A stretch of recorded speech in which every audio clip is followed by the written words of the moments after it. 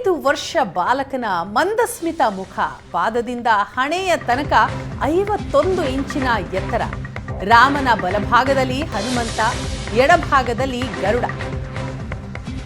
5 ವರ್ಷ ಬಾಲಕನ ಮಂದಸ್ಮಿತ ಮುಖ ಇದೆ. ಪಾದದಿಂದ ಹಣೆಯವರೆಗೂ ಕೂಡ 51 ಇಂಚಿನ ಎತ್ತರ ಇದೆ. ಇನ್ನು ರಾಮನ ಬಲಭಾಗದಲ್ಲಿ ಹನುಮಂತ ಹಾಗೂ ಎಡಭಾಗದಲ್ಲಿ ಗರುಡ. ಪ್ರಭಾವಳಿಯಲ್ಲಿ ವಿಷ್ಣುವಿನ ದಶಾವತಾರ ಬಿಂಬಿಸುವ ಕೆತ್ತನೆ ಅದು. ಬಾಲರಾಮನ ಮೇಲ್ಗಡೆ ಬ್ರಹ್ಮ, ವಿಷ್ಣು, ಮಹೇಶ್ವರ.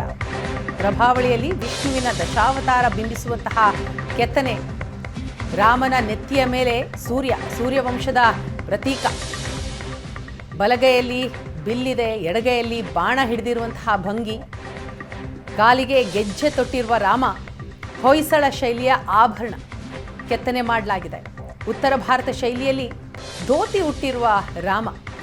ಈಗಾಗಲೇ ರಾಮಲಲ್ಲಾನನ್ನ ಕೆತ್ತನೆ ಮಾಡಿರುವಂತಹ ಮೈಸೂರಿನ ಶಿಲ್ಪಿ ಅರುಣ್ ಯೋಗಿರಾಜ್. ಯಾವ ರೀತಿಯಾಗಿದೆ ಈಗ ಮೊದಲ ಫೋಟೋ ರಿಲೀಸ್ ಆಗಿರುವಂತಹ ಹಿನ್ನೆಲೆಯಲ್ಲಿ ರಾಮ ಹೇಗಿದ್ದಾನೆ ಅನ್ನೋದರ ಒಂದು ವರ್ಣನೆ ಇದು. 5 ವರ್ಷ ಬಾಲಕನ ಮಂದಸ್ಮಿತ ಮುಖ ಇದೆ. ಮುಖ ಕಾಣಲ್ಲ ನಿಜ, ಆದರೂ ಒಂದು ಊಹೆಯನ್ನ ಮಾಡಲಾಗ್ತಾ ಇದೆ. ಪಾದದಿಂದ ಹಣೆಯ ತನಕ ಒಟ್ಟು ಎತ್ತರ 51 ಇಂಚು. ರಾಮನ ಬಲಭಾಗದಲ್ಲಿ ಹನುಮಂತ ಹಾಗೂ ಎಡಭಾಗದಲ್ಲಿ ಗರುಡ ಇದೆ. ಪ್ರಭಾವಳಿಯಲ್ಲಿ ವಿಷ್ಣುವಿನ ದಶಾವತಾರವನ್ನ ಬಿಂಬಿಸುವಂತಹ ಕೆತ್ತನೆ ಇದೆ ಅಂತ ಹೇಳಲಾಗ್ತಾ ಇದೆ. ಬಾಲರಾಮನ ಮೇಲ್ಗಡೆ ಬ್ರಹ್ಮ, ವಿಷ್ಣು, ಮಹೇಶ್ವರ. ಇನ್ನು ನೆತ್ತಿಯ ಮೇಲೆ ಸೂರ್ಯವಂಶದ ಪ್ರತೀಕ ಅದು.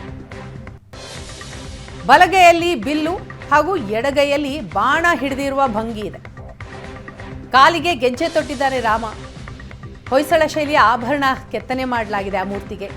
ಉತ್ತರ ಭಾರತ ಶೈಲಿಯಲ್ಲಿಯೇ ಇದೆ ಸಂಪೂರ್ಣವಾಗಿ. ವಸ್ತ್ರವು ಕೂಡ ಅಂದರೆ ಧೋತಿ ಹುಟ್ಟಿರುವಂತಹ ರಾಮ. 5 ವರ್ಷ ಬಾಲರಾಮ.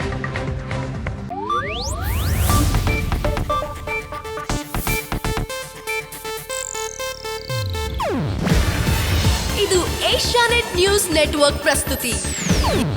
ನೀವು ನೋಡ್ತಿದ್ದೀರಾ ಏಷ್ಯಾನೆಟ್ ಸುವರ್ಣ ನ್ಯೂಸ್.